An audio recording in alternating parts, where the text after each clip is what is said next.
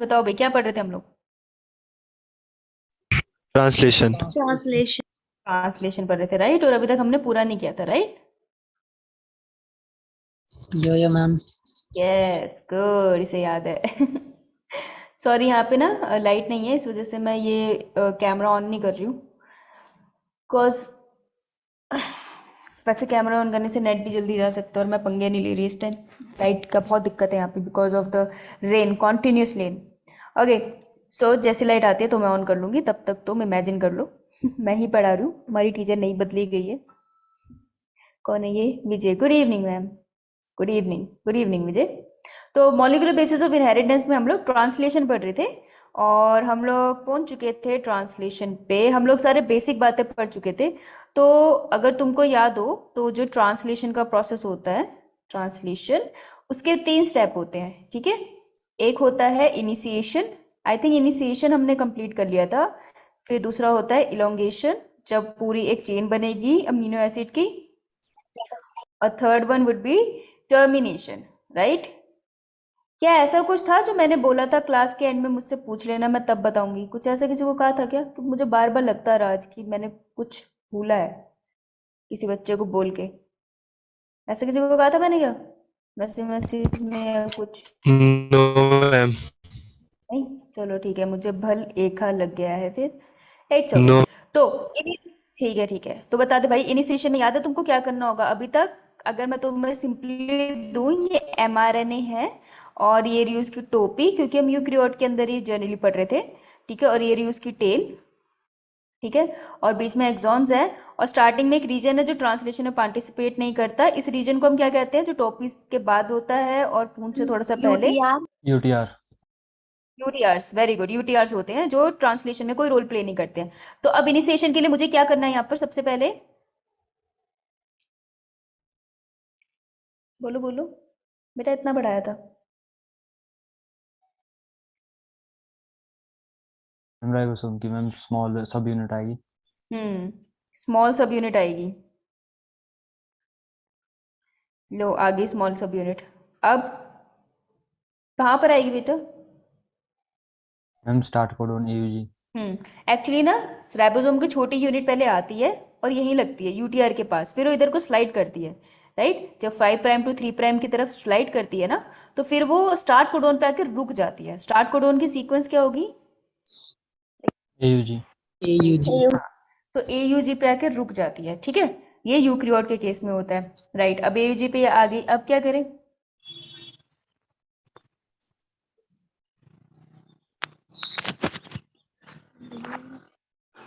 अब कौन आएगा? बड़ी यूनिट आएगी या चार्ज टीआरएनए आएगा? चार्ज टीआरएनए आएगा फिर। चार्ज टीआरएनए विद कौन से वाले अमीनो एसिड के साथ आएगा बेटा? मिथ्योनिन। मिथ्योनिन के साथ, वेरी गुड, मिथ्योनिन के साथ आ गया। ये रहा हमारा टीआरएनए जो अपने सर पे उठा के लेकर आ रहा है मिथ्योनिन को, लेट्स से। ओके, अब कौन आएगा बच्चे?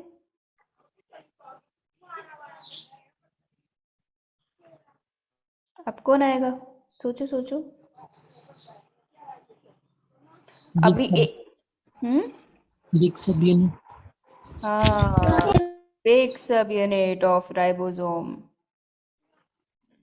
उसके पास कितनी विंडोज होती है? 3। 3। 3 विंडोज होती है, राइट? 1 2 3। तो इस विंडो को मैं क्या नाम दूं? मैम ए। ए। इस वाली को? ई। ई। और इस वाली को? ई। ई। शाबाश। तो जब फर्स्ट टाइम ये आके बैठती है तो ये जो चार्ज टीआरएनए है मिथ्योनिन वाला, ये कौन सी जगह पे मिलेगा मुझे अब? मैम पी पर। पी पर। ई पर। वैसे कोई भी चार्ज टीआरएनए होता है वो पहले कहाँ पर आता है? मैम ए पर। ए पर। ए पर आता है, फिर पी पे जाएगा, फिर ई पे जाएगा। गुड, वेरी गुड, तुमको इतना याद है, शाबाश, राइट? तो इनिशिएशन का हमारा सिस्टम बन चुका है। तो ये मैंने बिगर सब यूनिट लगा दी है, ओके? लग चलो, शाबाश। अब चलते हैं हम आगे इलोंगेशन पे। तो अब इलोंगेशन कैसे होनी है ना, इस पे हमें अपना दिमाग खर्चना है, ठीक है? तो ये छोटा सब यूनिट आ गया था, इतना तो सबने बना लिया था, राइट? यो मैम। ब्रिलियंट ब्रिलियंट, बहुत बढ़िया, ठीक है। तो छोटे सब यूनिट पे मिथ्योनिन वाला टीआरएनए आ गया।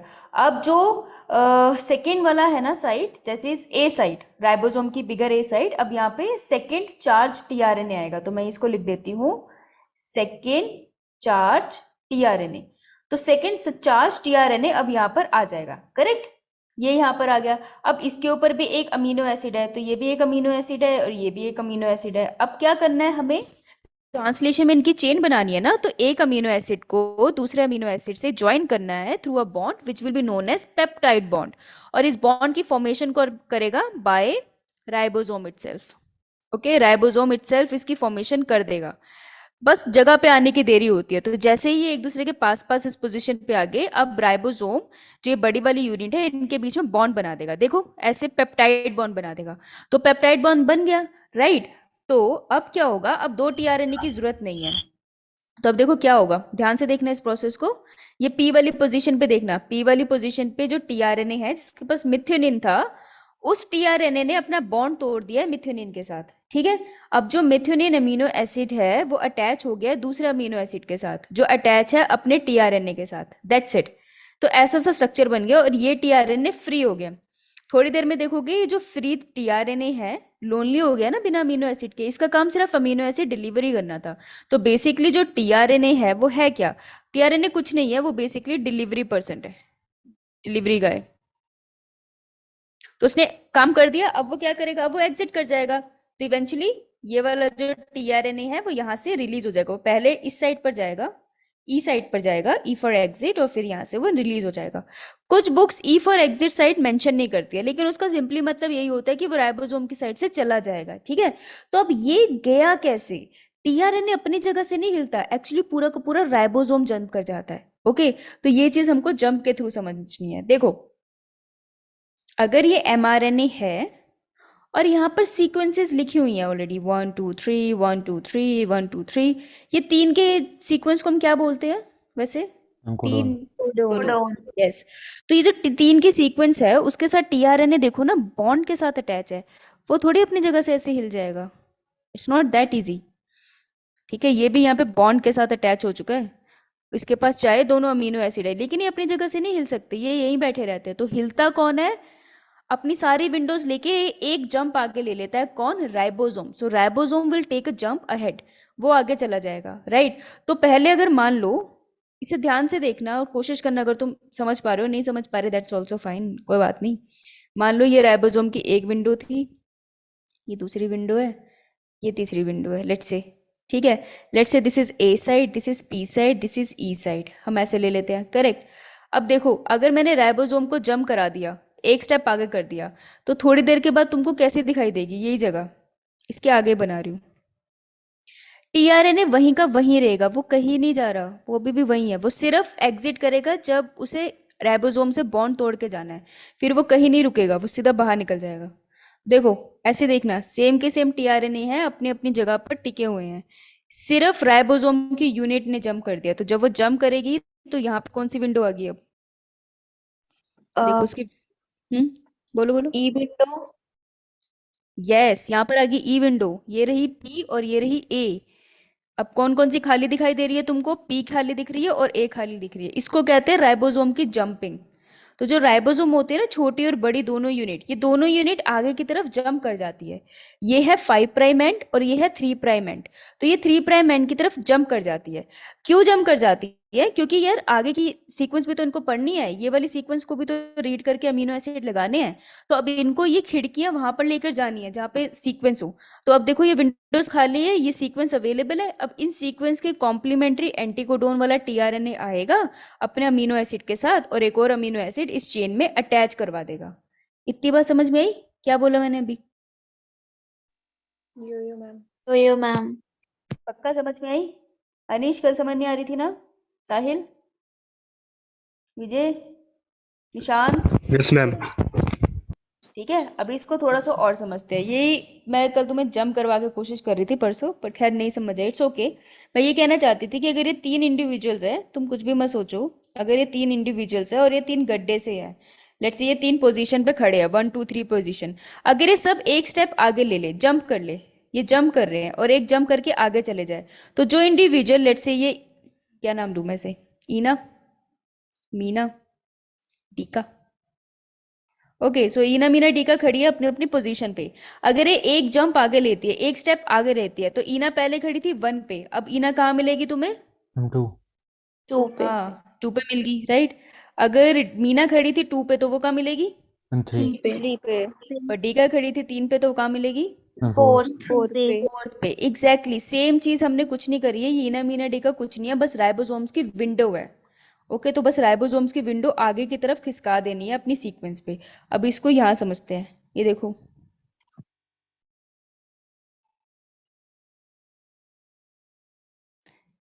कहाँ गई? हम्म ये सारी की सारी सीक्वेंसेस है एमआरएनए की, इन सबको स्टडी करके एक प्रोटीन बनाना है हमें। ठीक है, तो ये रहा 5 प्राइम एंड, और ये रहा 3 प्राइम एंड, और ये रही हमारी कैप, और ये रही हमारी टेल। ओके, और ये हमारी यूटीआर की सीक्वेंस है, उससे आगे मैंने ऑलरेडी बनाया है। बेटे अगर इसको पूरा का पूरा प्रोटीन बनाना है, तो इसने ये इन सीक्वेंसेस को तो लिपटा लिया। स्टार्ट कोडोन से ये स्टार्ट करता है, इसने इस सीक्वेंस को लिपटा लिया, अब इसको इस वाली पे चलना है। तो ये कुछ नहीं करेगा, जैसे पॉलीमरेजेस करते थे वैसे ही राइबोसोम करेगा, ये आगे की तरफ जंप कर जाएगा। तो जब ये आगे की तरफ जंप करेगा तो ये कैसा दिखाई देगा? लेट्स से मैंने यहाँ इसको जंप करवा दिया है। अगर मैंने इसको यहाँ जंप करा दिया और मैंने तीनों विंडो बनाई है, तो तुम लोग मुझे बता सकते हो कि किस तरीके से दिखाई देगी? E P A. तो मुझे बता सकता है मैं हम्म, इधर क्या लिखूं? ए पे क्या लिखूं? बी पे क्या लिखूं? सी पे क्या लिखूं? डी पे क्या लिखूं? ई पे क्या लिखूं? एफ पे क्या लिखूं? सीक्वेंसेस कोई बता सकता है? मैम F पर होगी AUG। एफ होगी ए यू जी, हाँ, क्योंकि अब ये सीक्वेंस पीछे दिखाई देगी। गुड, एफ होगी A U G, correct correct correct, बिल्कुल सही। E GUG E U G, very correct. और D? GUCD GUC। GUC U C, yes, very good very good, समझ गए ना तुम जंप कैसे लिया? Good good good, okay, very good. हाँ विजय, वही है। Yes, very good. अब मुझे बताएगा मैं ए को क्या लिखूं? कौन सी E। साइड है? E, side E and A. Very good, समझ गए ना जंप कैसे किया? यो पक्का? yes मैम कल बहुत सारा इन्फॉर्मेशन होगी थी, इसलिए मुझे पता था मैं कितना मर्जी समझाऊं समझ नहीं आएगा, लेकिन आज आ गया ना। तो कभी कभार ना दिमाग खराब हो जाता है पढ़ते पढ़ते, और ये सच है। तो उस टाइम पे ना किताब यार बंद कर दिया करो और उठ जाया करो बस उस जगह से थोड़ी देर के लिए, ठीक है? पावर नैप लेनी है पावर नैप लो, कुछ खाना है खाओ, कुछ और करना है करो, ट्राई करो बस इंस्टाग्राम फेसबुक या व्हाट्सएप मत चलाना, क्योंकि उससे रुकना बहुत मुश्किल हो जाता है। तुम्हारे साथ नहीं है, हमारे साथ भी है, मेरे साथ भी होता है, मुझे पता नहीं चलता इंस्टा चलाते चलाते मेरा हाथ कहाँ से कहाँ पहुंच जाता है। ठीक है, तो ये मैंने भी रियलाइज किया है कि ये गलत हो जाता है। तो इसलिए अगर तुम्हारा दिमाग बंद हो जाए ना चलना, दैट इज नॉर्मल, नहीं समझ में आता फिर तो ब्रेक ले लो, उस ब्रेक में कुछ भी करो, बस सोशल मीडिया से दूर रहना। एक बार स्टार्ट हुआ तो कंट्रोल नहीं होगा। तुम दूर रहोगे ना, थोड़ी देर में तुम्हारा खुद का मन कर जाएगा कि यार इसको खत्म करते हैं। Okay, so whenever you get stuck just give it a break. जैसे हमने कल ब्रेक दी तो आज बड़ी जल्दी समझ आ गया। अब मुझे बताओ टीआरएनए, ये वाला टीआरएनए, ये टीआरएनए है आई, और ये टीआरएनए है सेकेंड। फर्स्ट वाले को कौन से बॉक्स में बनाऊं? मैम सेकंड GUG में। जीओ जी में? Yes ma'am. यस, GUC में नहीं, जंप करा है ना, तो ये विंडोज आगे चलेगी ना, ये तो अपनी जगह रहा है। लेकिन ये बेटा जब ये जंप करेगा तो आगे बढ़ गया ना, तो ये तो अपनी जगह से इधर दिखाई देगा ना अब तुम्हें जीयू जी। जीयू सी में कैसे चला जाएगा? जीयू सी वाली जगह तो खाली पड़ी रहेगी। तो यहाँ पर आ गए ये अमीनो एसिड्स इस तरीके से। मुझे कोई बताएगा वो जो सेकंड वाला है, उस टीआरएनए को कहाँ भेजूं, इस वाले को? मैम E पर। ई साइड पे। जैसे ही ई पे आएगा ना, ये फिर रिलीज भी हो जाएगा बाहर, रिलीज आउट, क्योंकि इसका काम हो गया है, राइट? और अब पी के पास दो अमीनो एसिड है, अब ए जगह खाली है, अब ए जगह पे कौन आएगा? एंटीकोडोन, जो कॉम्प्लीमेंट्री है जीयूसी के। तो अगर मैंने टीआरएनए का एंटीकोडोन बना रहा है, तो जीयूसी के ऑपोजिट क्या सीक्वेंस होगी यहाँ पर? मैम क्वेश्चन क्या था? अगर ये जीयूसी है ना नीचे, ये लिख यहाँ बना रही हूँ मैं जीयूसी, और ये टीआरएनए आ रहा है विद एंटीकोडोन, तो एंटीकोडोन की सीक्वेंस क्या होगी? सी मैम ए जी। सी ए जी। सी ए जी, यस। तो एक टीआरएनए आएगा इसी सीक्वेंस के साथ अपने वाले अमीनो एसिड को लेकर। अब क्या करूं मैं, इनके बीच में क्या होगा? सोचो मैम सोचो। मैम GUG में बॉन्ड टूट जाएगा मैम अमाइनो एसिड के बीच में tRNA से। नहीं, अगर बॉन्ड टूट गया तो फिर ये दोनों अमीनो एसिड कहाँ जाएंगे? ये तो रिलीज हो जाएंगे बाहर। मैम इनका बॉन्ड भी बन जाएगा साथ में GUC के साथ पहले अमाइनो एसिड। बॉन्ड बनेगा, पहले बनेगा पीछे वाला, फिर नया वाला टूटेगा। Okay yes ma'am. ओके, तो पहले बॉन्ड बनाना है। इस बॉन्ड को क्या बोलते हैं हम लोग? Peptide bond. हाँ, पेप्टाइड बॉन्ड बनेगा और उसके बाद क्या होगा? ये वाला बॉन्ड टूट जाएगा। पता चल रहा है कहाँ पर कर रही हूँ मैं? I doubt that. चल कोई बात नहीं, इधर आते हैं। ये लिख लिया था तुम लोगों ने? Yes ma'am. Yo yo ma'am. Okay okay, मैं यहाँ बना देती हूँ। देखो, या बड़ा सा बना देती हूँ जस्ट इन केस किसी को अगर नहीं समझ आएगा, क्योंकि मैंने वहाँ छोटा बना दिया है। तो प्रोसेस था ना वो सेम कंटिन्यू होगा। इलोंगेशन चल रही है ना ये, तो इलोंगेशन का प्रोसेस सेम कंटिन्यू होगा, राइट? अब ये तो तुम मुझे खुद ही बता दोगे कि मुझे आगे क्या करना है। थोड़ा बड़ा करके बनाया मैंने, ऑब्वियसली इतना बड़ा नहीं होता, तो कंटिन्यूस चलता है, राइट? सो लेट्स से पर से खत्म होने वाला है, छोटू सा रह गया, ठीक है? ये वाला टीआरएन यहाँ चला गया, ओके, और एक नया टीआरएन हमारे पास आ गया है। इसके पास अपन येलो कलर का अमीनो एसिड दिखा देते हैं, क्योंकि ऑलरेडी बाकी कलर तो ऑक्यूपाइड है अपने पास, ठीक है? और ग्रीन वाला यहाँ बना देते हैं, ओके। एंड ये वाले को हम मिटा देते हैं, कंफ्यूज करेगा नहीं तो, ठीक है? अब इसमें सबसे पहली चीज क्या होगी? जैसे पहले हुआ था, पहले क्या होगा? First peptide bond, peptide bond form, ठीक है? तो यहाँ बना देते हैं पेप्टाइड बॉन्ड, ये हमने बना दिया पेप्टाइड बॉन्ड, ठीक है, बन गया जी। अब क्या होगा? अब बताओ क्या होगा?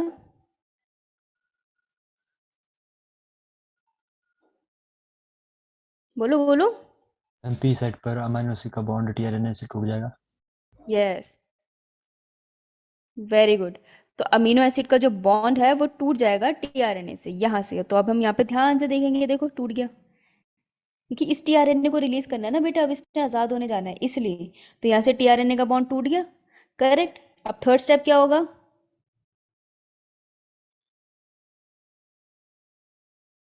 मैम फिर से जंप करेगा ribosome. Ribosome will jump, yes, ribosome will jump. Ribosome फिर से जंप करेगा, और जब वो जंप करेगा तो क्या रह जाएगा? थोड़ी देर में तुम देखोगे कैसा स्ट्रक्चर।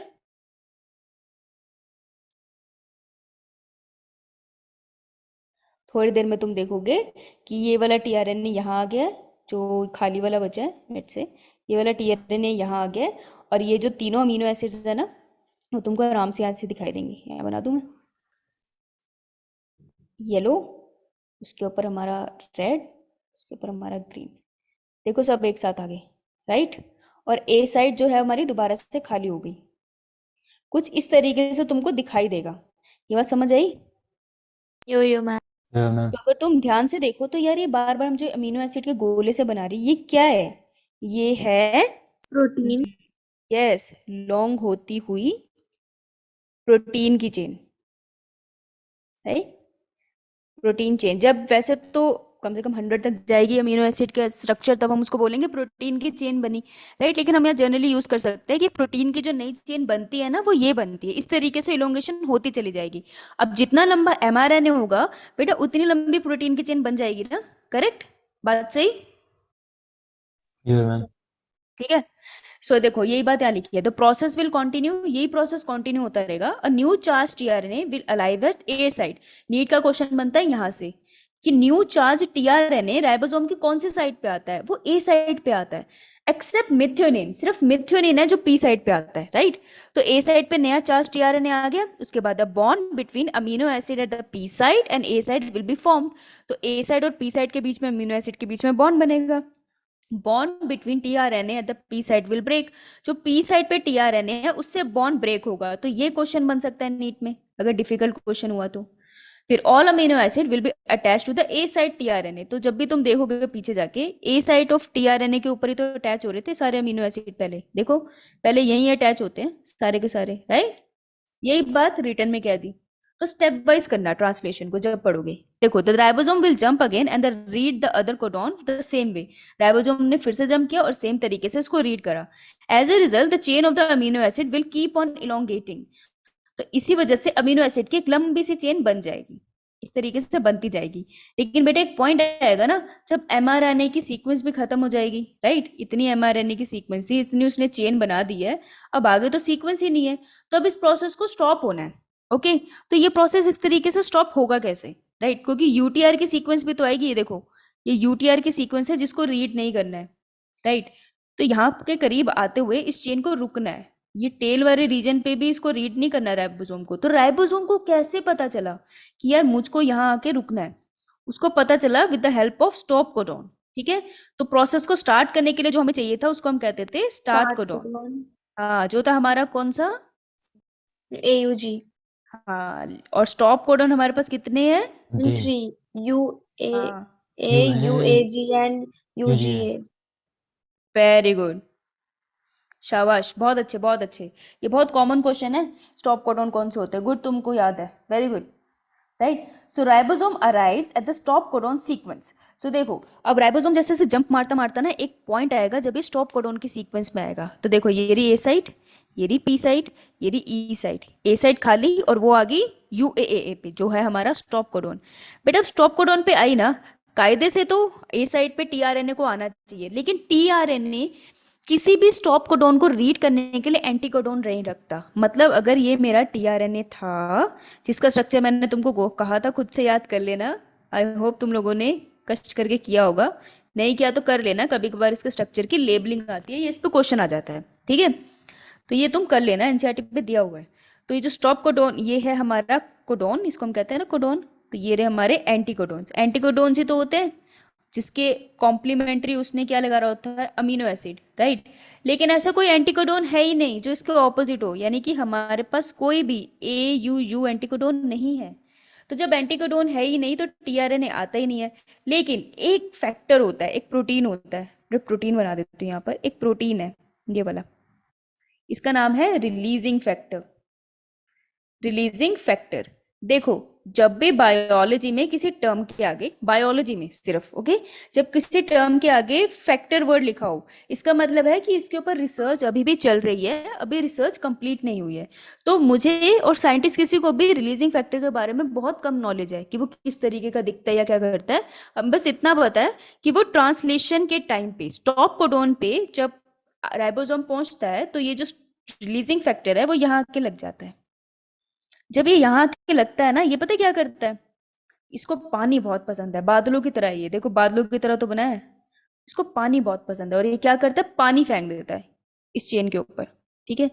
तो रिलीजिंग फैक्टर क्या करता है, एक bucket, let's imagine a bucket, और एक पानी की बकेट से पानी छिलका देता है पूरा का पूरा इलोंगेटिंग प्रोटीन चेन के ऊपर। तो जैसे ही रिलीजिंग फैक्टर ऐड कर देता है water in the elongating protein chain क्या कर जाती है, ब्रेक। तो देखो ब्रेक कैसे करेगी, ध्यान से देखना पिक्चर को, ये था ना टीआरएनए, अच्छा ये तो पहले से बनी हुई पिक्चर है, ओके जस्ट गिव मी सेक, ओके ब्लैक नहीं है मेरे पास कलर, सॉरी। तो ये यहां से इसको ब्रेक कर देगी इस तरीके से, टीआरएनए से ब्रेक हो जाएंगे अमीनो एसिड की चेंज, और वो किसी और से अटैच हुई नहीं है। तो एज ए रिजल्ट पता है क्या होगा, ये देखो ये पूरी की पूरी चेन बाहर की तरफ रिलीज हो जाएगी। तो what happen is releasing factor A side पे आके अराइव करता है, पानी डाल देता है पी साइड पे पड़े टीआरएनए और उसके अमीनो एसिड की चेन पे, अमीनो एसिड की चेन टीआरएनए से अलग हो जाती है और जो भी प्रोटीन चेन है वो रिलीज हो जाती है और ऐसे प्रोटीन की सिंथेसिस हो जाती है, प्रोटीन रिलीज इन साइटोप्लाज्म। समझ आई ये बात, Yo मैम। Yo का ये देखो ये एनसीईआरटी की पिक्चर है, एनसीईआरटी की पिक्चर बिल्कुल सेंटर में आके है, लेकिन इसका मतलब क्या है, देखो जहां पे मैं लिख रही हूँ ना उस तरफ ध्यान देना, ध्यान से देखो इसको, ये वाले को पहले, ए वाले को देखते हैं, ये है हमारा टीआरएनए, ये है उसकी एंटीकोडोन। अगर तुम्हारे पास बुक है तो उस पे लिख लो एंटीकोडोन सीक्वेंस,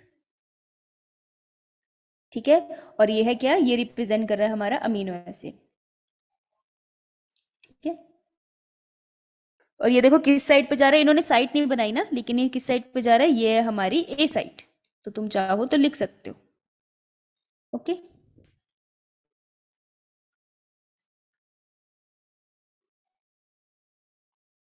अभी ए साइड के ऊपर इसने जाना है, यहाँ पर होगी ये साइड, रुको, इसे ए साइट मत लिखना, इसने अभी राइबोसोम ने जंप करना है, ये इन बिटवीन दिखा रहे हैं, ये है कायदे से ए साइट।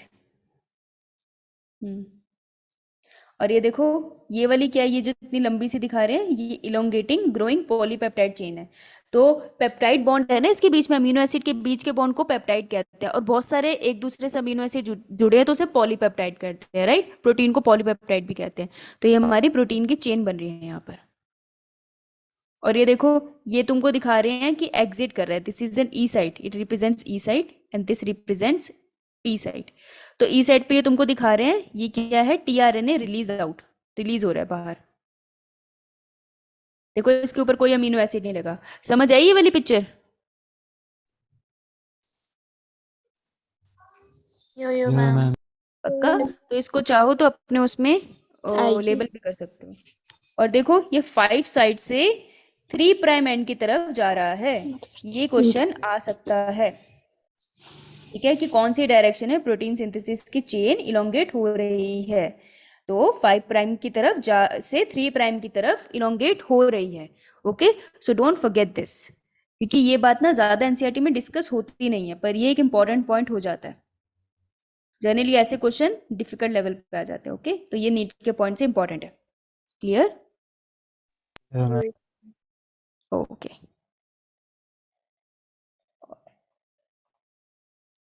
सो देखो ये रहा रिलीजिंग फैक्टर।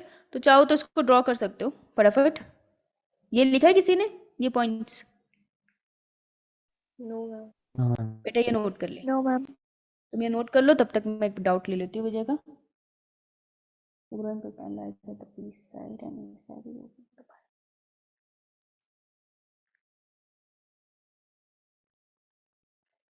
विजय मैंने ये तो बताया कि जो ग्रोइंग पेप्टाइड है हमारा, जो ग्रोइंग पॉलीपेप्टाइड चेन है, वो पी साइड पे थी, है ना। जब वो पी साइड पे होती है, फिर ए साइड पे खाली होती है जगह, वहाँ पर एक और टीआरएनए आ जाता है अमीनो एसिड को लेके, और ऐसे ये प्रोसेस कंटिन्यू रहता है। तो पीछे जो मैंने कंटिन्यू का प्रोसेस बताया था, वो यही बात तो कही थी।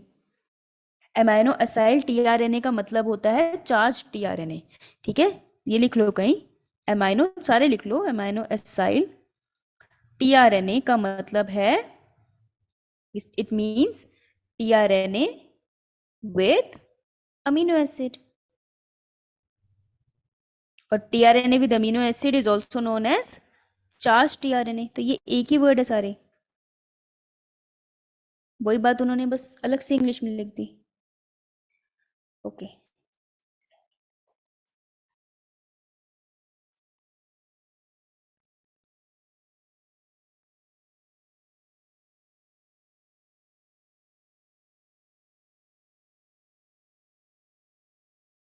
हाँ, तो ये सारे के सारे प्रोसेस इसी तरीके से कंटिन्यू होता है। जब राइबोसोम मूव करता है, तो जब भी वो मूव करता है, तो जीटीपी के थ्रू वो एनर्जी ले लेता है। हम यहाँ एनर्जी डिस्कस नहीं करते ना, लेकिन जब भी राइबोसोम मूव करता है, वो थोड़ी एनर्जी लेता है सिस्टम से। तो सेल के जीटीपी को ब्रेक करके फॉस्फेट के बॉन्ड के थ्रू एनर्जी लेता है, और वो राइबोसोम की तरफ मूव करता है। ये सेम ही प्रोसेस है। अब अगर तुमको चाहिए, लिख लिया सबने? No ma'am. लिख लो पहले, फिर एक बात बताती हूँ, एंड टर्मिनल वाली बात बताती हूँ।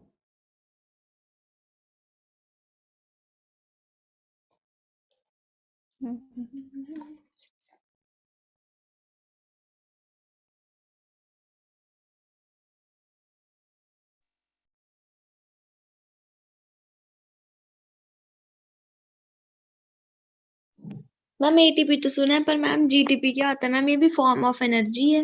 हाँ, एनर्जी फॉर्म्स है, एटीपी, जीटीपी, एफडीपी, बहुत सारे होते हैं। Okay ma'am. पर हमें यहाँ पे ये याद करने की जरूरत नहीं होती है ना, इसलिए हम डिस्कस भी नहीं करते। ओके। और क्वेश्चन लगा रहे हो तुम सब?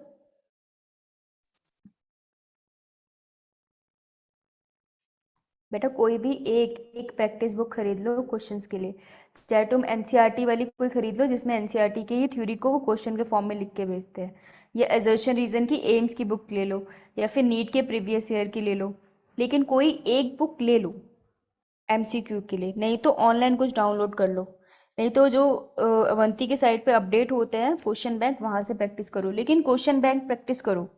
बिना क्वेश्चन के ना कोई फायदा नहीं होगा, चाहे तुमको कितना मर्जी पता है ए पे ये आना है, पी पे ये आना है, जब क्वेश्चन आता है ना सामने, उसकी एप्लीकेशन कुछ डिफरेंट ही होती है। तुम जितना मर्जी थ्योरी में पढ़ लो प्रैक्टिकल कैसे होना है, लेकिन जिस दिन प्रैक्टिकल परफॉर्म करते हो उस दिन समझ में आता है छोटी छोटी गलतियां कैसे होती है। तो क्वेश्चन लगाने बड़े जरूरी है। तो क्वेश्चंस लगा लो इसके, याद रखना 50% बायोलॉजी है जो हर एंट्रेंस एग्जाम में आनी है, नीट में तो आनी है एटलीस्ट। तो इसको ढीला नहीं छोड़ना है, क्वेश्चन लगाते रहना है, राइट। अगर तुम्हारी थ्योरी 50% मेहनत है तुम्हारी ना, तो 50% उसकी तुम्हारी प्रैक्टिस भी चाहिए क्वेश्चन की, अदरवाइज नहीं हो पाएगा, चाहे तुम जितना मर्जी चीज़ों को याद रख लो, राइट। तो एक क्वेश्चन बुकलेट ले लो और वो लगा लो, और एक दिन में नहीं होगा, प्रोसेस है ये महीनों का। ओके, तो प्रोसेस है ये, प्रोसेस के तरीके से चलेगा। बीच में डिमोटिवेशन होगा, बोरियत होगी, कभी कभार बहुत सिर में दर्द होगा, लेकिन इट्स अ प्रोसेस।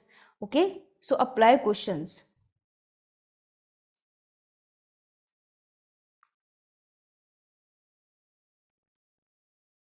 फिर मैं ओके, मैं समझी नहीं विजय, तुमने क्या बोला है? इलोंगेशन फैक्टर है, सॉल्व नहीं हुआ, क्या मतलब, क्या कह रहे हो?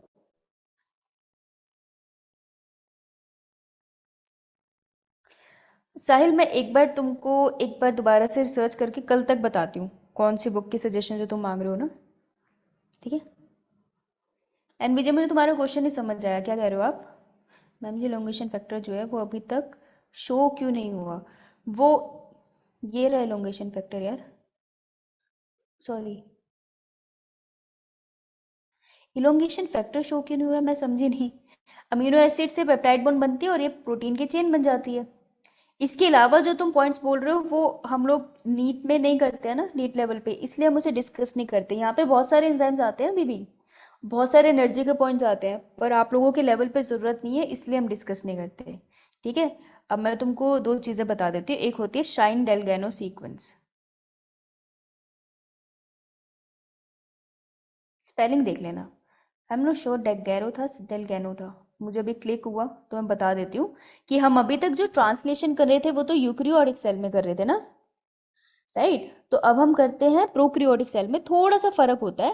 प्रोक्रियोटिक सेल में क्या होती है ना, देखो यूकैरियोटिक सेल में क्या है, ये रही एमआरएनए, ये रही उसकी कैप, ये रही उसकी टेल, ठीक है। तो जो राइबोसोम की छोटी यूनिट होती है वो यहाँ आती है और वो यहाँ को स्लाइड करती है, ठीक है। वो जैसे स्लाइड करके यूटीआर को क्रॉस कर लेती है ना, और उसको स्टार्ट सीक्वेंस मिल जाती है एयूजी, फिर वो अपना प्रोसेस आगे कंटिन्यू कर देती है, ठीक है। ये तो केस होता है हमारा, हाँ यही होता है जीजी। तो ये तो केस होता है हमारा यूक्रियोट्स के केस में, ठीक है, कि यूक्रियोट्स के केस में राइबोसोम आया और उसने ऐसे वही स्लाइड किया बिल्कुल, और स्टार्ट कोडोन पे जाके बैठा और वहां से ट्रांसलेशन स्टार्ट कर दी। लेकिन in the case of prokaryotes क्या होता है, प्रोक्रियोट्स के केस में थोड़ा सा फर्क है। प्रोक्रियोट्स के केस में ना राइबोसोम ना स्लाइड करने का वेट नहीं करता, एक तो उसमें टेल और कैप वाला कोई सीन नहीं है, ठीक है। तो प्रोक्रियोट के केस में एक सीक्वेंस होती है जिसे हम कहते हैं शाइन डेलगैरो सीक्वेंस, जिन्होंने इसे डिस्कवर किया था। कैसे दिखती है वो, वैसे दिखती है, जहां तक मुझे अच्छे से याद है, जी जी दिस इज शाइन डेलगैरो सीक्वेंस। सो यहाँ पर आकर राइबोसोम सीधा यहाँ पर आकर बैठ जाता है, ठीक है। वो कभी भी स्लाइड नहीं करता है एमआरएनए के ऊपर ऐसे ढूंढने के लिए, राइबोसोम डायरेक्टली आके शाइन डेलगैरो सीक्वेंस पे बैठता है। और ये किसके नेक्स्ट बैठी होती है, it sits next to AUG. देखो स्टार्ट कोडोन अभी भी है, प्रोसेस यहीं से स्टार्ट होगा, लेकिन राइबोसोम को बाइंडिंग साइट जो होती है उसे कहते हैं शाइन डेलगैनो सीक्वेंस। तो अगर क्वेश्चन आ जाए what is Shine Dalgarno sequence, it is a sequence present in prokaryotes. सबसे पहले प्रोक्रियोट्स के एमआरएनए पे तुमको मिलेगी ये, और ये क्या करती है, होती कहाँ पर है, नेक्स्ट टू स्टार्ट कोडोन। तो ये स्टार्ट कोडोन नहीं है, पहली चीज, ये नेक्स्ट टू स्टार्ट कोडोन होती है ये सीक्वेंस, ठीक है। कैसी दिखती है, ये दिखती है जी, ठीक है, इस तरीके से दिखती है, राइट। और ये करती क्या है, ये करती क्या है, act as site of ribosome binding. समझ आई बात? Yo ma'am. तो काफी टाइम से है ना शाइन डेलगानो सीक्वेंस के ऊपर क्वेश्चन मैंने देखा नहीं है नीट में, इसलिए मेरे दिमाग से भी पहले निकल गया था। तो लेकिन ये किसी टाइम पे बहुत इंपॉर्टेंट होता था, नीट में बहुत ज़्यादा पूछा जाता था। ठीक है, तो इसे नोट कर लो। ये प्रोकैरियोटिक सेल के केस में होता है, सिर्फ ये पर्टिकुलर सीक्वेंस का पॉइंट। ओके, बाकी तुम्हें ट्रांसलेशन की डिटेल उनके साथ नहीं जानी है। है?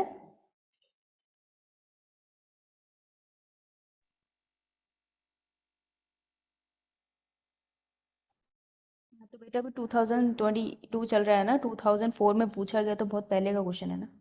लिख लिया तुमने? यो मैम। ओके, अब मैम मुझे 1 सेकेंड। सॉरी सॉरी सॉरी, लिख ले लिख ले। बेटा स्पेलिंग चेक कर लेना। ऑनेस्टली मुझे बस अभी क्लिक हुआ, मुझे स्पेलिंग की श्योरिटी नहीं है, गलत हो सकते हैं। Done ma'am. ओके, अब देखो एक चीज़ बता देती हूँ। मुझे बताओ, बायोमोलिक्यूल्स वाला चैप्टर पढ़ा है आप लोगों ने? थोड़ा तो मैंने ही पढ़ाया था। Yes ma'am. Yes ma'am. ठीक है, जो बच्चे स्कूल के बाद आए थे ना, हम लोगों ने आपके पीछे से बायोमोलिक्यूल्स के इंजाइम्स और न्यूक्लिक एसिड के बारे में पढ़ लिया था। आई होप न्यूक्लिक एसिड का लेक्चर आपने लगाया हो, मैंने कहा था लगाने के लिए। अगर नहीं लगाया तो यार प्लीज़ लगा लेना, उससे क्वेश्चन आते हैं, इंजाइम से भी आते हैं। तो उसी में बायोमोलिक्यूल्स में टॉपिक है जिसे हम कहते हैं प्रोटीन। सुनना है किसी ने, कभी देखा हो? Yes ma'am. है ना? यस उसमें मैम। एक पिक्चर भी होती है प्रोटीन की चेन की, वो कुछ इस तरीके से दिखाते हैं कि मान लो ये अगर प्रोटीन की चेन है। बस छोटी सी बात बतानी है मैंने, कोई बहुत बड़ी बात नहीं है, छोटी सी चीज़ है, इतनी अब पूछी भी नहीं जाती। पर क्योंकि विजय ने मेंशन कर दिया था तो मैं एक बार तो ज़रूर बताऊंगी ये बात, कि अगर प्रोटीन की एक चेन होती है ना, तो उसका एक टर्मिनस हम कंसिडर करते हैं एन साइट, है ना, एन टर्मिनस। और एक हम साइट लेते हैं सी टर्मिनस, ये सुना है? चेन होती है ना, उसकी एक साइड को एन कहते हैं और एक साइड को सी कहते हैं। ठीक है, क्यों? क्योंकि प्रोटीन की चेन किससे बनी होती है? अमीनो एसिड से, राइट? तो अमीनो एसिड किससे बने होते हैं? एक कार्बन होता है एक तरफ, राइट? एक तरफ होता है COOH ग्रुप, एक तरफ होता है NH, राइट? एक तरफ होता है आपका हाइड्रोजन ग्रुप और एक तरफ होता है आपका R ग्रुप, राइट? तो ऐसे ही ये अमीनो एसिड है ना, तो ऐसे ही अमीनो एसिड चारों तरफ लगे हैं, करेक्ट? यही चेन होती है ना प्रोटीन की, तो सारे अमीनो एसिड ऐसे लगे हैं। तो एक साइड होगी जहाँ पे नाइट्रोजन वाली साइड अकेली पड़ी है, और एक साइड होगी जहाँ पे कार्बन अकेला पड़ा है। तो जो रीजन है जहाँ पर कार्बन अकेला पड़ा है वो किसी से बॉन्डेड नहीं है, उसको हम सी टर्मिनस कहते हैं। और ऐसी वाली साइड जहाँ पर नाइट्रोजन अकेला पड़ा है, उससे किसी से बॉन्ड नहीं बना हुआ, उसको हम एन टर्मिनस कहते हैं। और जर्नली ना ये प्रोटीन को लिखने का तरीका है, मतलब प्रोटीन तो किसी भी एंगल में हो सकता है ना, लेकिन प्रोटीन का जो प्राइमरी स्ट्रक्चर होता है ना, प्राइमरी स्ट्रक्चर जिसमें वो कोई काम नहीं कर रहा है, जो ट्रांसलेशन के बाद जस्ट बना है, प्राइमरी स्ट्रक्चर में हम जर्नली लेफ्ट हैंड साइड पे एन टर्मिनस रखते हैं और राइट हैंड साइड पे पी टर्मिनस रखते हैं। तो अगर मैं किसी भी साइंटिस्ट को दिखाऊंगी ना ये प्राइमरी स्ट्रक्चर है, उन्होंने अपने आप पे लेफ्ट साइड को एन मान लेना और पी सी साइड को मतलब राइट साइड को सी मान लेना है। This is the way scientist study, ये स्टडी करने का एक तरीका होता है। तो एक छोटा सा पॉइंट है कि सबसे पहला अमीनो एसिड किसी भी प्रोटीन चेन में कौन सा होगा? मिथ्योनिन। Methionine, yes. तो बेटा मिथ्योनिन जो होगा वो एन टर्मिनस की तरफ होगा, तो ये होगा हमारा मिथ्योनिन। ज़्यादा दिमाग मत लगाना क्योंकि ये बायोमोलिक्यूल्स के अंदर ज़्यादा डिटेल में आता है, बस इतना याद रख लेना कि एन टर्मिनस की तरफ तुम्हारा मिथ्योनिन होगा। बाकी जितने अमीनो एसिड है वो इसके आगे आगे लगते जाएंगे, एन टर्मिनस वाला मिथ्योनिन होगा। तो ये ऐसे ही कहीं लिख लो तो तुमको ये डायग्राम देख के याद आ जाएगा, that's it.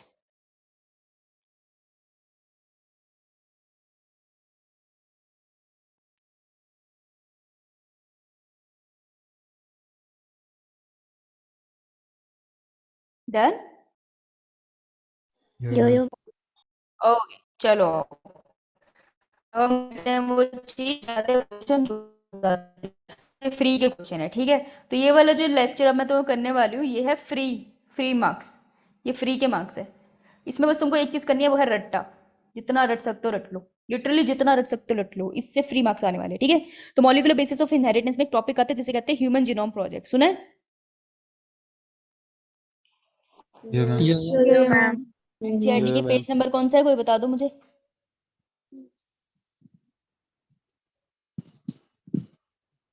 118. 118, very good, yes yes of course, good good good. So 118 पे खोलो अब इसे, ठीक है?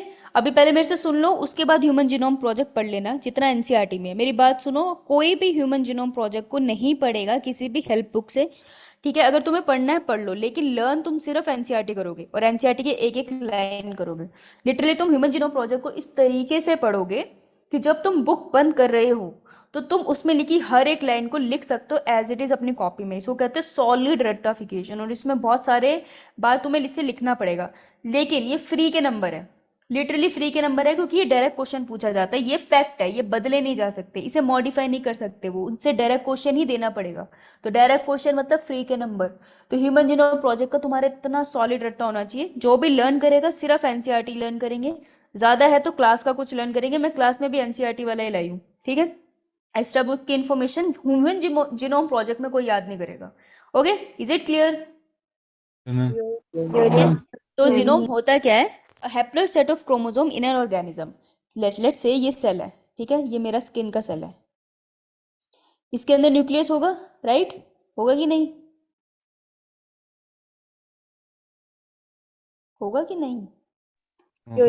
यस मैम, ये मैम। क्यों क्यों क्यों होगा? मेरे स्किन के सेल में न्यूक्लियस क्यों होगा? यूकारियोट्स यूकेरियोट्स में होता हाँ, है। यूकैरियोट्स है। चलो, तो मुझे इंसान मान तो अच्छा लगा मुझे। तो मेरे स्किन के सेल में न्यूक्लियस है, राइट, क्योंकि ये यूकैरियोटिक सेल है। मैं न्यूक्लियस को जरा माइक्रोस्कोप के अंदर देखती हूँ बहुत सारी स्टेनिंग के बाद, तो मुझको क्रोमोसोम दिखेंगे, राइट। तो ये मेरे जो सेल्स है, हैप्लॉइड है या डेप्लॉइड है स्किन सेल? एन या 2n? डिप्लॉयड है। सिर्फ मेरी Deployed। बॉडी में, सिर्फ मेरी बॉडी की ओवरी में जो एग बनेगा वो हैप्लॉइड है, बाकी सब डिप्लॉयड है, ठीक है। तो मुझे डिप्लॉयड दिखेंगे एक क्रोमोसोम, ये क्रोमोसोम नंबर 1 है जो मदर से आया है, ये क्रोमोसोम नंबर 2 है जो फादर से आया है। देख रहे हो, एक साथ पड़े होंगे। क्रोमोसोम नंबर 2 बना लो, ये क्रोमोसोम नंबर 2 है मदर से आया, ये क्रोमोसोम नंबर 2 है फादर से आया, राइट। तो ऐसे क्रोमोसोम नंबर 1 का पेयर है, क्रोमोसोम नंबर 2 का पेयर है, तो कितने पेयर ऑफ क्रोमोसोम होंगे मेरे एक सेल में, न्यूक्लियस में? ठीक है, 23। ऐसे ऐसे बनाते बनाते यहाँ पे 23 पेयर आ जाएगा, एक ऐसे होगा, राइट, दोनों इस तरीके से दिखाई देंगे, राइट। तो ये मेरा 23 पेयर है, करेक्ट। तो जीनोम क्या होता है? तुम्हें पेयर नहीं देखना, तुमको एक, क्योंकि नंबर ऑफ क्रोमोसोम और जीन्स तो सेम ही होते हैं, तो तुमको पेयर नहीं देखना, तुमको देखना ये एक सेट 23 नंबर ऑफ क्रोमोसोम्स के जीन। 23 नंबर ऑफ क्रोमोसोम के जीन को हम कहते हैं genome. A haploid set of chromosomes in an organism. तो एक ऑर्गेनिज्म, मेरे अंदर जो हैप्लॉइड क्रोमोसोम है, मतलब 23 नंबर ऑफ क्रोमोसोम्स है, उनको एक साथ में जीनोम कह सकती हूँ। समझ आई बात? मैम ठीक है, तो एक सेट को, ठीक है, तो जो क्रोमोसोम के दो पेयर तुमको ऐसे दिखाई, सॉरी, जो क्रोमोसोम के दो पेयर तुमको ऐसे दिखाई देते हैं, ये एक पेयर है। मैं पेयर की बात नहीं कर रही, मैं कहती हूँ इस एक सिंगल को निकाल लो और ऐसे ही 23 को निकाल लो, ये 23 के 23 मेरे जीनोम कहलाते हैं। तो ह्यूमन जीनोम प्रोजेक्ट का मकसद ये था कि हम इस जीनोम को पढ़े किसी के। समझ आई? मैम तो इसकी डेफिनेशन लिख लो नॉलेज के लिए, डेफिनेशन लिख लो नॉलेज के लिए।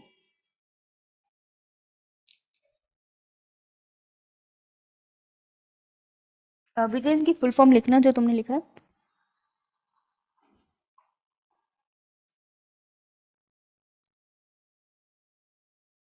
Done ma'am.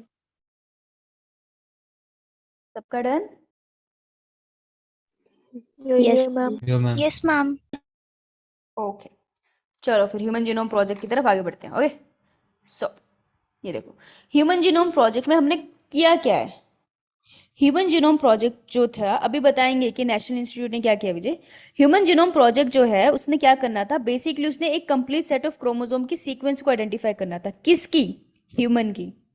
तो ह्यूमन की एक कंप्लीट सेट ऑफ क्रोमोसोम की सीक्वेंस को आइडेंटिफाई करने का ये प्रोजेक्ट था। इससे पहले हमें बेशक क्रोमोसोम पता थे, लेकिन हमें एग्जैक्टली नहीं पता था चीज़ों के बारे में। तो ये पता ही क्या चाहते हैं, सिंपली चाहते हैं कि यार अगर ये क्रोमोसोम है ना, तो मैं इस क्रोमोसोम को पूरा स्टडी करना चाहती हूँ। मैं जानना चाहती हूँ कि यहाँ पे कौन सा जीन पड़ा है, ठीक है, इस पोजीशन पे कौन सा जीन पड़ा है।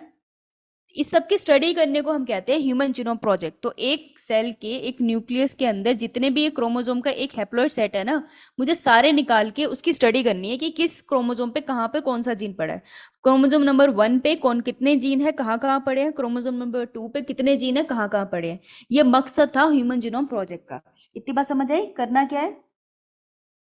Yo ma'am. ठीक है, तो आप देखो, अब इसे पढ़ते हैं। ऐसी डेफिनेशन को स्कूल में मत लिखा ना, ये समझाने के लिए लिखी है। अब देखो, याद करने वाली, पहला नीट का क्वेश्चन बना यहाँ से।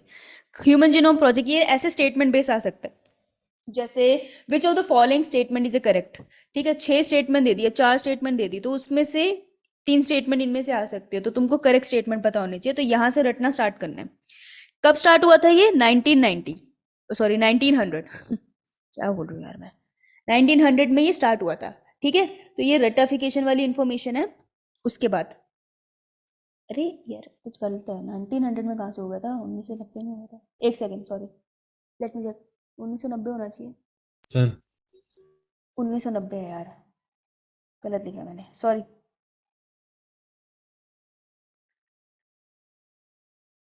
1990 में स्टार्ट हुआ। वो सोचो 30 साल का प्रोजेक्ट है, ये कब स्टार्ट हो गया? 1990s में स्टार्ट हुआ। तुम में से कोई पैदा हुआ था तब? No ma'am. बेटा तो मैडम भी नहीं पैदा हुई थी। तुम तो क्या ही हुए होंगे। तुम सब कौन से ईयर के बोर्न हो? 2000 वाले हो? Yes ma'am. Yes ma'am. 2004? अरे इतने छोटे से बच्चे हो तुम। 2006। 2006। 2000 2006 मतलब तुम सब 2000 के लाइन के हो। 90s के मैम। बच्चे नहीं रहे हो। इतने छोटे बच्चे हो तुम। ओ ओ मुझे तुम पे प्यार आ गया। चलो कोई बात नहीं, भूल जाते, आगे पढ़ा देती हूँ। तो ह्यूमन जीनोम स्टार्ट हुआ था मेरी जनरेशन के टाइम पे, 90s के टाइम पे। ठीक है, लेकिन अभी मैम भी पैदा नहीं हुई थी। और अभी मैम के पैदा होने में बहुत समय है। तो 1990 में स्टार्ट हुआ था। इसकी ड्यूरेशन एक्सपेक्टेड थी, ड्यूरेशन शुड बी, और हम कह सकते हैं एक्सपेक्टेड थी कि यार कितने सालों में खत्म हो जाएगा, 13 साल में खत्म कर देंगे। तो बेसिकली इनका भी स्टडी प्लान था कि ये वाला खत्म कर देंगे। ठीक है, तो 13 साल अगर मैं बोलूँ तो 1990 में स्टार्ट हुआ, तो बाय द टाइम 2003 में ये खत्म हो जाना था। ठीक है, कुछ तुम में से 2003 में भी शायद पैदा हुए होंगे, तो 2003 तक ये खत्म हो जाना था। लेकिन पता है क्या हुआ? 23 क्रोमोसोम है ना, तो 23 क्रोमोसोम में से कितने क्रोमोसोम की स्टडी हो गई थी?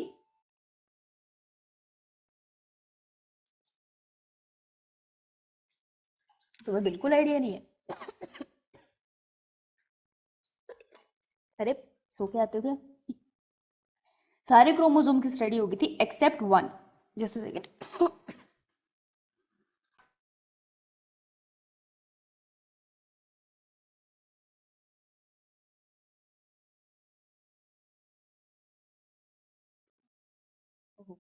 तो 2003 तक ना सारे क्रोमोसोम की स्टडी हो गई थी सिवाय एक क्रोमोसोम नंबर 1 की।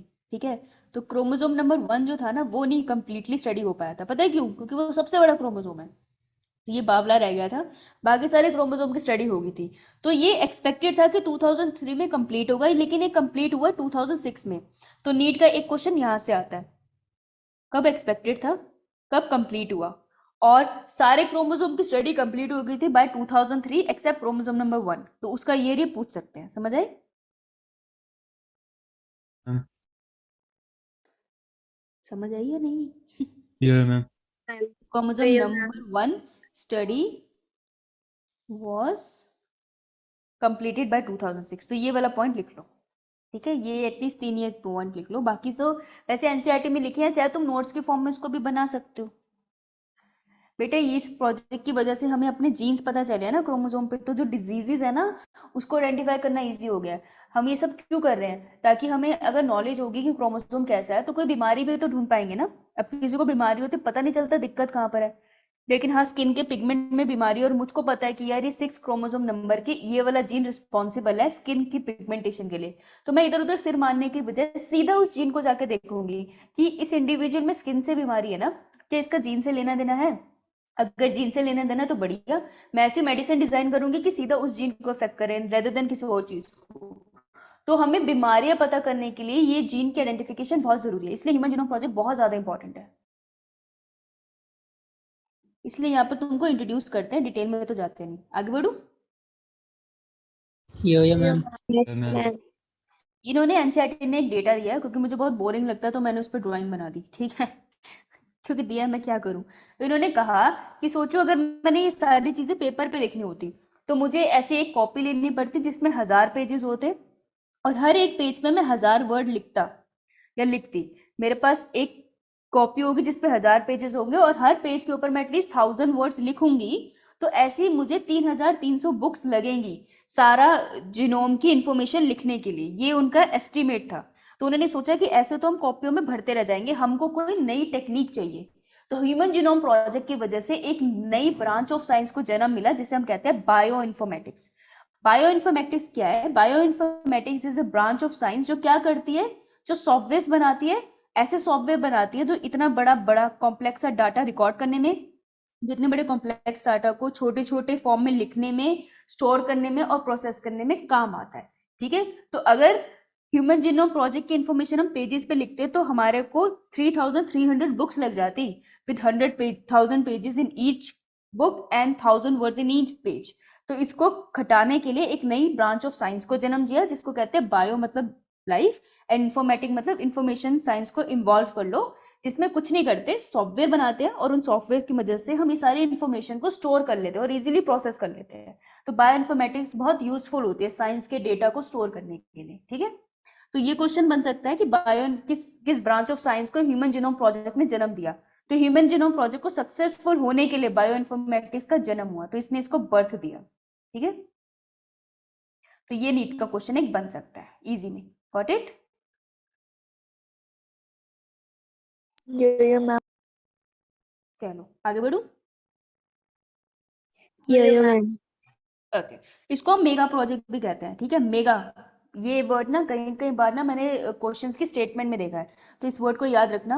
ह्यूमन जीनोम प्रोजेक्ट को मेगा प्रोजेक्ट कहते हैं और इसे SGP से भी रिप्रेजेंट करते हैं, ह्यूमन जीनोम प्रोजेक्ट। ठीक है, इसमें एस्टिमेटेड था कि बेस पेयर ह्यूमन जीनोम के होते हैं 3 × 10⁹ बेस पेयर। सॉरी, इसको तुमको याद ही करना पड़ेगा, मैं इसमें कुछ कर नहीं सकती ना, मेरे पास इसको याद करने की ट्रिक है। अगर तुम्हें मिले तो मुझे भी बताना। ठीक है, तो उन्होंने कहा estimated base pairs human genome में होंगे इतने। तो ये बेस पेयर्स है। ओके, सिर्फ अकेले बेसिस की बात नहीं हो रही, पेयर के फॉर्म में बात हो रही है, राइट। और इस प्रोजेक्ट को स्टार्ट किसने किया था? अब यहाँ पे आ रहा है तुम्हारा Vijay question. US department of energy and national institute of health, इन दोनों कम्युनिटी ने इसको स्टार्ट किया था। लेकिन ये जो ह्यूमन जीनोम प्रोजेक्ट है ये इंडिविजुअली US का नहीं है।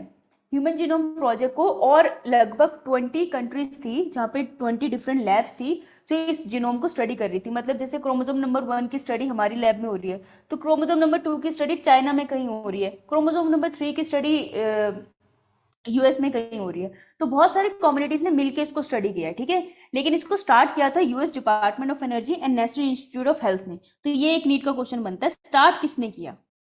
इसके अलावा अराउंड 20 लैब्स इन्वॉल्व थी थ्रू आउट द वर्ल्ड, जिसमें 4 नाम NCERT मेंशन करता है जिसका मेन रोल है। तो तुम इतना तो याद रख सकते हो ना, चाइना और जापान, कभी इनकी बनती नहीं है।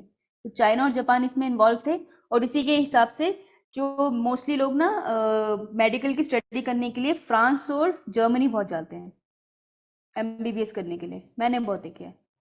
तो चाइना और जापान की आपस में बनती नहीं है, फ्रांस और जर्मनी लोग MBBS करने के लिए जाते हैं। तो ये याद रख लेना। ठीक है, Japan, France, China and Germany, ये 4 नाम तुमको याद रखने हैं जिनका मेन रोल था ह्यूमन जीनोम प्रोजेक्ट की स्टडी में। और इसके अलावा एक ट्रस्ट थी, एक प्राइवेट सेक्टर था जिसको हम कहते हैं वेलकम्स ट्रस्ट। वेलकम्स ट्रस्ट भी तुम्हें नाम याद रखना है। ओके, तो ये लर्निंग पॉइंट्स है, इससे नीट के क्वेश्चन बनते हैं।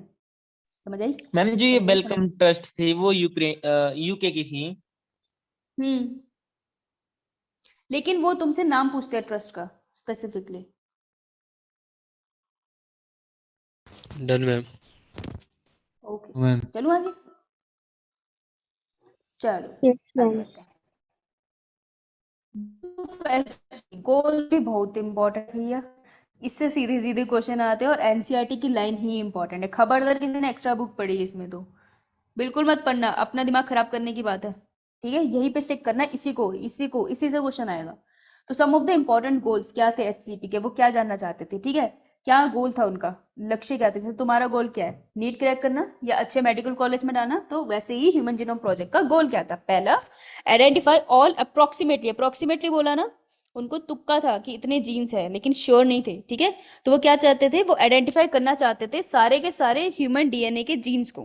ठीक है, तो ह्यूमन डीएनए के जीन्स को वो आइडेंटिफाई करना चाहते थे। अप्रोक्सीमेटली कितने जीन्स उन्होंने सोचे थे? 20,000 to 25,000 जीन होंगे एक ह्यूमन के अंदर। ये बात समझ आई? या मैम। राइट। सो पहला पॉइंट है कि वो आइडेंटिफाई करना चाहते हैं लगभग 20 से 25,000 जीन इन ह्यूमन डीएनए। एक ही ह्यूमन को इमेजिन करना है यार, सारे ह्यूमन मत पकड़ लेना, ठीक है।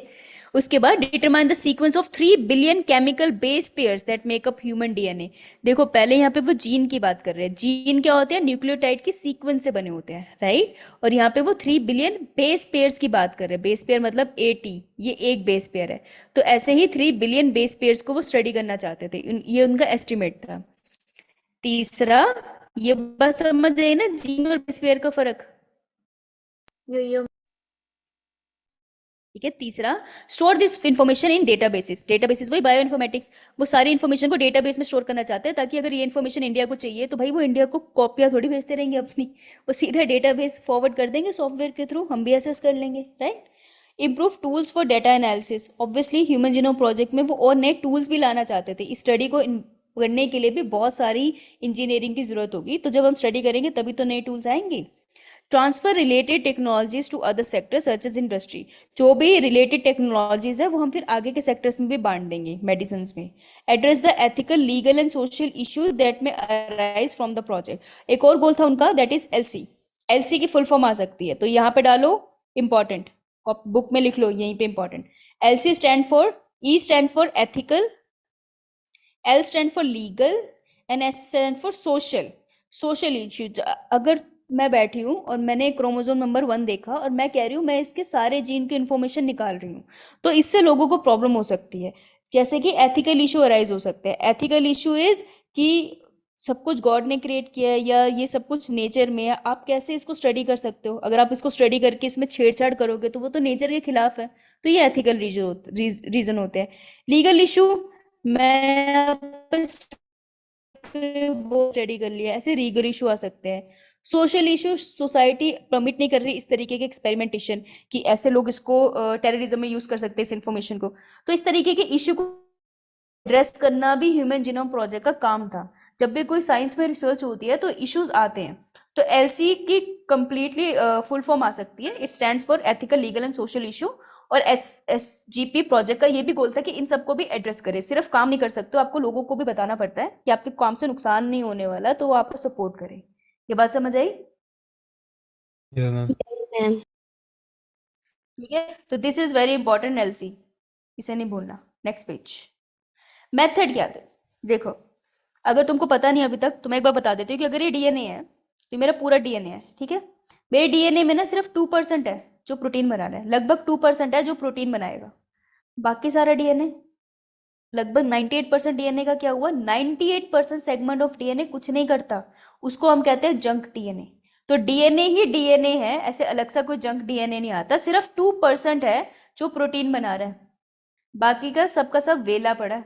बाकी का लगभग 98% is junk DNA, junk region है मेरे DNA में। इतनी बात समझ आई पहली चीज? या मैम। ठीक है। तो पूछोगे मैम फिर है ही क्यों? अब यार ये तो रब जाने, सच बताऊं तो हम ये तो साइंटिस्ट भी रिसर्च करके और जानना चाहते हैं कि ऐसा क्यों है। लेकिन ये जंक DNA को स्टडी कर करके हमें एवोल्यूशन पता चली है, ठीक है। इसके अलावा हमें एवोल्यूशन पता नहीं चलती अगर ये जंक DNA ना होता। अब इसका एक्चुअल क्या रीजन है वो शायद हमें आने वाले टाइम में तुम जैसे कोई बच्चे साइंटिस्ट बताए। तो ये इन्फॉर्मेशन इंपॉर्टेंट है, नीट के परस्पेक्टिव से स्टेटमेंट बेस्ड आ सकती है, डायरेक्ट क्वेश्चन नहीं बनता। अब साइंटिस्ट ने सोचा 2 तरीके हैं यार। देखो ये रहा मेरा DNA, कलर से बना रही हूँ, ठीक है। ध्यान से देखना, मेरे स्किन सेल है, देख लो, दोबारा नहीं बताऊंगी। ये बीच बीच में नीला रीजन देख रहे हो? Yes ma'am. हाँ, तो नीले नीले नंबर पे 4 नजर आए, ये रहा हमारा जंक रीजन। साइंटिस्ट ने कहा 2 तरीका है, या तो मैं सारा का सारा कूड़ा हटा दूं, जंक हटा दूं, जो बचा हुआ DNA है ना जो प्रोटीन कोड करेगा, मैं उसको पढ़ लूं, ठीक है। या तो मैं ऐसे कर लूं, या उसने कहा एक काम कर, सारा DNA ले यार, सारा पढ़ डालते हैं, जंक भी पढ़ लेंगे हम, यूजफुल भी पढ़ लेंगे हम, प्रोटीन सिंथेसिस करने वाले भी पढ़ लेंगे। 2 तरीके थे, ठीक है। तो अगर इस सीक्वेंस ओनली एक्सप्रेस DNA, अगर वो सिर्फ एक्सप्रेस करने वाले DNA को पढ़ते हैं, मतलब ये हरे वाले पार्ट को DNA के पढ़ते हैं सिर्फ, तो ऐसे वाली टेक्निक को हम बोलते हैं एक्सप्रेस्ड सीक्वेंस टैग, इन्हें हम कहते हैं EST। तो अगर कोई साइंटिस्ट, हम लोग लैब में खड़े हैं, ठीक है, हम सारे के सारे सिस्टम लैब में हैं, और हम सिर्फ एक डीएनए लेते हैं और उसको चॉप कर देते हैं, और उसमें से सिर्फ जो प्रोटीन बनाने वाला सेगमेंट ऑफ डीएनए है उसको स्टडी करेंगे, तो इस टेक्निक को हम कहेंगे ईएसटी। हम सारे अभी क्या कर रहे हैं, ईएसटी, एक्सप्रेस्ड सीक्वेंस ट्रैक। जो सीक्वेंस एक्सप्रेस होती है उसी को हम स्टडी करेंगे। लेकिन दूसरे लैब में और टीचर बैठे हैं और स्टूडेंट के साथ, उन्होंने कहा हम सब पढ़ेंगे। तो अगर वो सब कुछ पढ़ेंगे ना, तो उस टेक्निक को हम कहेंगे sequence annotation, SA, means sequence entire DNA including junk. तो वो ग्रीन पार्ट को भी पढ़ रहे हैं और वो ब्लू पार्ट को भी पढ़ रहे हैं। समझ आई? या मैम। ठीक है, तो दो तरीके थे, ये दो वेज है साइंटिस्ट के। लेकिन ह्यूमन जीनोम प्रोजेक्ट ने कौन से वे को चुना, क्या लगता है?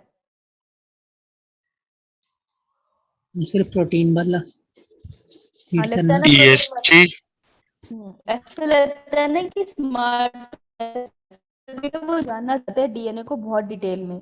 ठीक है, वो सिर्फ ये नहीं जानना चाहते प्रोटीन कौन बना रहा है, वो ये भी जानना चाहते हैं जो नहीं बता रहा उसका क्या भविष्य है। तो ह्यूमन जीनोम प्रोजेक्ट ने सिलेक्ट करा annotation process, sequence annotation process. तो ये रहा नीट का क्वेश्चन। मैम ये प्रीवियस स्लाइड। ये ले, तो ह्यूमन जीनोम प्रोजेक्ट प्रेफर करता है एसए, सीक्वेंस एनोटेशन प्रोसेस को। तो ये नीट का क्वेश्चन बनता है और ये एनसीईआरटी में मेंशन है ये टर्म्स। ठीक है, तो याद रखना। Done ma'am. Human genome project वालों ने छोटे, अरे हम सब करेंगे, लेकर आओ, 13 साल है हमारे पास, कमाल होगी। ठीक है, तो उन्होंने इसको सिलेक्ट करा। ये रहा नीट का क्वेश्चन। अब मुझे बताओ, तुम लोगों ने बायोटेक पढ़ी हुई है? बायोटेक पढ़ी है? Yes ma'am. ये तेरे यस में कॉन्फिडेंस की कमी लगी मुझे। नहीं पढ़ी है बायोटेक तो, आई डोंट थिंक सो। बेटा जो बायोटेक होता है ना, उसके अंदर तुम एक चीज पढ़ते हो कि लेट्स से ये डीएनए है, मैंने निकाल लिया सेल के अंदर से। ठीक है, ये डीएनए, अब ये डीएनए को मैंने ऐसे निकाल लिया, दोनों स्ट्रैंड को हमने सेपरेट भी कर लिया, सेपरेट कर लिया सेल। ठीक है, केमिकली करते हैं। अब डीएनए के स्ट्रैंड को सेपरेट किया, मेरे को इसको रीड करना है, लेकिन मैं पूरा डीएनए रीड नहीं करती, तो मैं इसको काट दूंगी, कट कर दूंगी। तो मैं कट कैसे करूंगी? कैंची के थ्रू। तो कैंची कौन सी होती है जो डीएनए के फ्रेगमेंट को पर्टिकुलर जगह पे कट करती है, उनको कहते हैं न्यूक्लियसेस।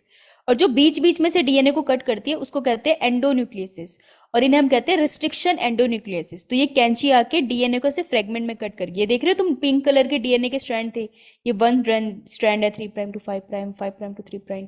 देखो अब इसके छोटे छोटे टुकड़े कर दिए, दिख रहे हैं फ्रेगमेंट्स? Yes ma'am.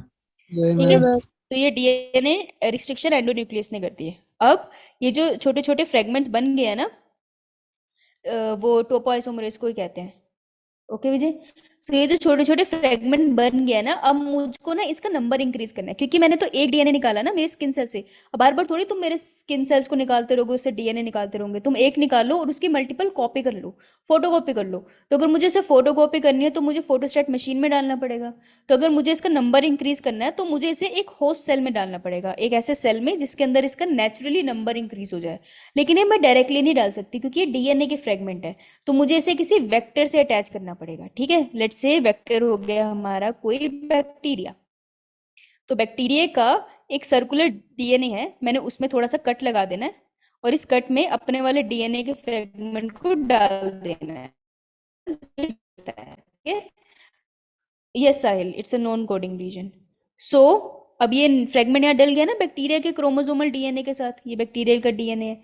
अब मैंने इसको क्या कर दिया, बैक्टीरिया के अंदर ही डाल दिया। तो जैसे जैसे ये डीएनए मल्टीप्लाई होगा, फ्रेगमेंट का नंबर भी मल्टीप्लाई होगा। फिर मैं क्या करूंगी, इस बैक्टीरिया से ये फ्रेगमेंट को बाहर निकाल के अब मैं इसको स्टडी करूंगी। तो जब मैं ये फ्रेगमेंट्स को स्टडी करूंगी ना, बहुत सारे फ्रेगमेंट्स को, इसको हम क्या बोलते हैं, इसे हम बोलते हैं सेंगर्स मेथड। तो सेंगर मेथड यूज होता है to study the fragments of DNA. इतनी बात समझ आई? Yes ma'am. Yeah ma'am. ठीक है, अब तुम सोचोगे ये तो बड़ी जल्दी बता दिया, ये ना बायोटेक का पार्ट है, तो वहां पे मैं तुमको स्टेप वाइज बता सकती हूँ। यहाँ पे मैं बस तुमको सेंगर मेथड बताना चाहती थी, that it is a method used to study the fragments of DNA. तो इस चैप्टर में सेंगर मेथड सिर्फ यहाँ पर आ सकता है, और ये क्वेश्चन वो पूछ सकते हैं कि जो तुमने ये प्रोसेस किया ह्यूमन जीनोम प्रोजेक्ट में, उसमें जो डीएनए के फ्रेगमेंट्स उसको स्टडी कैसे किया, हमने सेंगर मेथड से किया है। ठीक है, इसकी डिटेल में हमें यहाँ नहीं जाना है। क्लियर? Yes ma'am. ठीक है, अब हमें रिजल्ट क्या मिला, स्टडी तो कर लिए फ्रेगमेंट, ये रे फ्रेगमेंट। ठीक है, निकाल निकाल के सारे क्रोमोसोम तोड़ तोड़ के उनके फ्रेगमेंट, ये रहे क्रोमोसोम, इस बेचारे को मैंने तोड़ तोड़ के इसके फ्रेगमेंट्स को स्टडी कर लिया। अब मुझे मिला क्या, रिजल्ट क्या मिला, उस पे आता है क्वेश्चन। तो ये सारे पॉइंट्स नीट के पॉइंट्स है, बहुत इंपॉर्टेंट है, ठीक है। डायरेक्ट क्वेश्चन बनते हैं इससे। पहला, human genome contain 3164.7 billion base pairs. तो बेसिस नहीं है, बेस पेयर, तो इतने बेस पेयर मिलते हैं, ठीक है। इसको बिलियन में भी कभी कभार कन्वर्ट किया होता है, ये है डेटा जो तुमको याद करना पड़ेगा। तो पहले जो मर्जी एस्टिमेट हुआ था, रिजल्ट बताता है कि ह्यूमन जीनोम में ना इतने बेस पेयर एग्जिस्ट करते हैं। तो तुम्हें, मुझे ऐसे याद है 316 करके याद है कि वही आंसर होगा जिसमें 316 लिखा होगा। मुझे ऐसे याद है, तुम्हें जैसे भी याद हो यार, लेकिन तुम्हें याद तो करना पड़ेगा। इतनी बात समझ आई? Yo ma'am. Yo ma'am. Second पे आ, the average gene, second point, the average gene content consist of 3000 base pair. एक एवरेज जीन जो होता है यार, ये क्रोमोसोम है ना, क्रोमोसोम का एक सेगमेंट होता है जो जीन बनाता है, तो मैं इसको जीन बोल देती हूँ। तो उसमें बहुत सारे बेस पेयर्स आते हैं बीच में। तो ये कह रहे हैं एक एवरेज जीन के पास ना कम से कम 3000 बेसेस होने चाहिए, बट इसका साइज वेरी कर सकता है। तो हम कहते हैं कि मतलब ऐसा नहीं है कि हर किसी के पास 3000 है, उससे ज्यादा भी हो सकता है। फॉर एग्जाम्पल, तो यहाँ पे एग्जाम्पल दे रहा है जिससे क्वेश्चन बनता है। ये रहा नीट का क्वेश्चन, यहाँ से आएगा। Okay, largest known human gene, हमारी बॉडी में सबसे बड़ा ह्यूमन जीन पता है कौन सा है? डिस्ट्रोफिन, एक प्रोटीन होता है जो मसल्स में आता है। जब मसल वाला पार्ट पढ़ाऊंगी तब बताऊंगी, ठीक है, ह्यूमन फिजियोलॉजी में। तो डिस्ट्रोफिन प्रोटीन है ना, उसके पास 2.4 मिलियन बेसिस है, इस एक जीन के पास। समझ रहे हो तुम? 2.4 मिलियन बेसिस, मतलब हद हो गई।